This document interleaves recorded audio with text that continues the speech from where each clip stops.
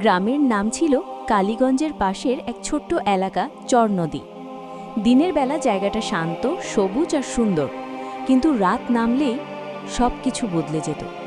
লোকজন বলতো, রাতের পর ওই নদীর ঘাটে যাস না, ওখানে কিছু আছে। কিন্তু রফিক এসব বিশ্বাস করত না। সে ছিল সাহসী, একটু জেদি। একদিন তার প্রিয় গরু কালো হারিয়ে গেল। সারাদিন খোঁজাখুঁজি করেও পাওয়া গেল না। শেষে এক বৃদ্ধ এসে বলল, আমি দেখছিলাম তোর গরুটা নদীর ঘাটের দিকে গেছিল। রফিক জিজ্ঞেস করল, তারপর? বৃদ্ধটা চুপ করে রইল। তারপর ধীরে বলল, তারপর আমি আর দেখিনি, কারণ আমি ওদিকে যাই না রাতে। রফিক হেসে বলল, আচ্ছা, আমি দেখে আসি। বৃদ্ধ আবার বলল, যাস, কিন্তু একটা কথা মনে রাখিস, যা দেখবি তার দিকে বেশি তাকাস না। অন্ধকারের শুরু, রাত 11টা। আকাশে চাঁদ নেই, চারদিকে কুয়াশা।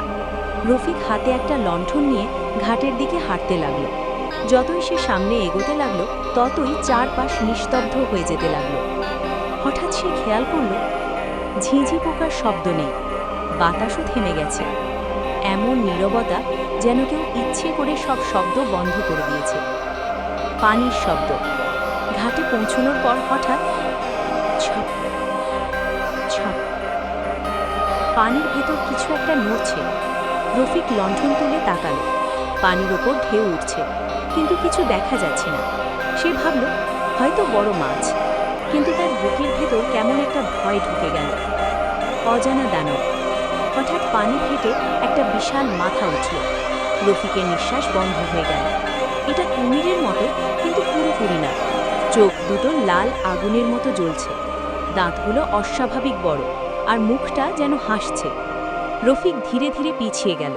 তার মনে হচ্ছিল, এটা স্বাভাবিক কিছু